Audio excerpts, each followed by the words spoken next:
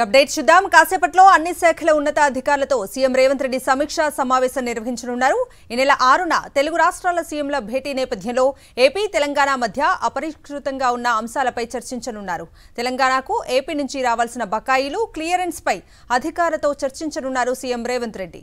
ఉమ్మడి రాజధానిగా హైదరాబాద్ 10 ఏళ్లు పూర్తయిన నేపథ్యంలో ఏపీ ప్రభుత్వం ఆధీనంలో ఉన్న అన్ని ఆస్తులను స్వాధీనం చేసుకోనుంది తెలంగాణ సర్కార్. ఇక ఇదే అంశానికి సంబంధించి మరిన్ని అప్డేట్స్ అందించడానికి మా ప్రతినిధి రాకేష్ లైవ్ లో సిద్ధంగా ఉన్నారు. రాకేష్, మరి కాసేపట్లో సెక్రటరియట్లో అన్ని శాఖల ఉన్నతాధికారుల సీఎం రేవంత్ రెడ్డి ఉన్నత స్థాయి సమీక్ష సమావేశాన్ని నిర్వహించబోతా ఉన్నారు. ముఖ్యంగా విభజన చట్టంకు సంబంధించిన అంశాలకు సంబంధించి ఈ యొక్క రివ్యూలో పలు కీలక అంశాలకు సంబంధించి చర్చ జరిగే అవకాశం ఉంది. ఈ నెల 6న 2 రాష్ట్రాల సీఎంల భేటీ ఉన్న నేపథ్యంలో తెలంగాణకు రావాల్సిన బకాయిలు ఏపీ నుంచి ఏమేమి రావాలి, ముఖ్యంగా విభజన చట్టంలో ఏమేమి ఉన్నాయి, వాటి విషయంలో సంబంధించి 2 రాష్ట్రాల మధ్య ఉన్న వివాదాలు ఏంటి, వీటికి సంబంధించి పరిష్కారం ఏ విధంగా తీసుకోవాలి, ముఖ్యంగా దీనికి తెలంగాణకు ఏ విధంగా లబ్ధి చేకూర్చాలనే దానిపైన కూడా ఈ సమీక్ష సమావేశంలో నిర్ణయం తీసుకునే అవకాశం ఉంది.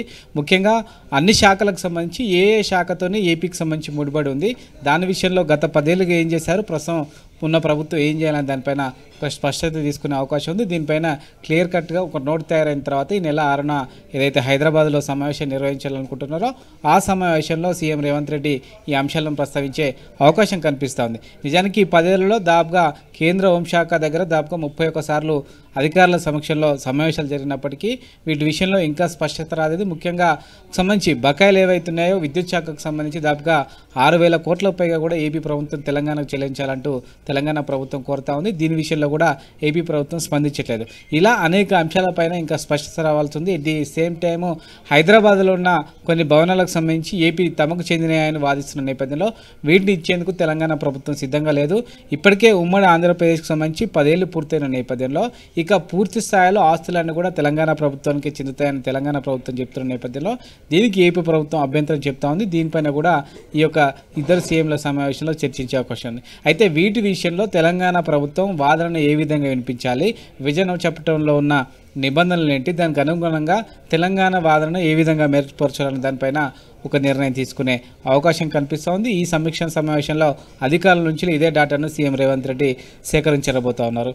ముఖ్యంగా సంబంధించి చూస్తే షెడ్యూల్ 9 అలాగే షెడ్యూల్ 10కి సంబంధించిన వాటి విషయంలోనే ఎక్కువ కూడా ఇరు రాష్ట్రాల మధ్య వివాదాలు కొనసాగుతున్నాయి. వీటి విషయంలో ఆస్తులు, అప్పుల పంపకాలకు సంబంధించి మొదటి నుంచి కూడా 2 రాష్ట్రాలు ఏకతాటిపైకి రాకపోవడం వల్లనే ఈ సమస్య రోజు రోజుకు పెరుగుతుంది.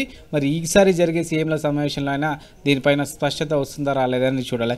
దీంతోపాటు కృష్ణానదికి సంబంధించి చూస్తే ఉమ్మడి ఆంధ్రప్రదేశ్లో ఉన్నప్పుడు మొత్తం 811 టీఎంసీలు ఉమ్మడి ఆంధ్రప్రదేశ్ కేటాయించారు. ఆ తర్వాత తెలంగాణ ఏర్పడిన తర్వాత 299 టీఎంసీలు తెలంగాణ కేటాయించగా 512 టీఎంసీలు ఏపీ కేటాయించారు. అయితే తెలంగాణ కృష్ణా పరివాహక ప్రాంతంలో ఎక్కువ ఉంది కాబట్టి తెలంగాణకు కనీసం 50% సంబంధించి వాటర్ కేటాయించాలనేది తెలంగాణ డిమాండ్ మొదటి నుంచి వినిపిస్తూ ఉంది.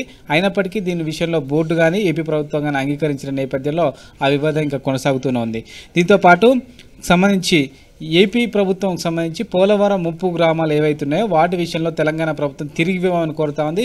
7 మండలాలను విభజన చట్టంలో భాగంగా ఏపీకి ఇచ్చినప్పటికీ ఒక 5 గ్రామాల విషయంలో మాత్రం అభ్యంతరం వ్యక్తం చెప్తా ఉంది. ఆ 5 గ్రామాలను తిరిగి తెలంగాణకి ఇవ్వాలని తెలంగాణ ప్రభుత్వం కోరుతున్న నేపథ్యంలో సీఎంల సమావేశంలో దీనిపైన ఒక స్పష్టత వచ్చే అవకాశం ఉంది. వీటితో పాటు మరిన్ని అంశాలకు సంబంధించి హైదరాబాద్లో ఉన్న ఆస్తులు కానీ, నీటి వాటర్లు తేల్చడం కానీ, విద్యుత్ బకాయిలు కానీ వీటి విషయంలో ఒక స్పష్టత వచ్చే అవకాశం ఉంది. Right Rakesh, thank you.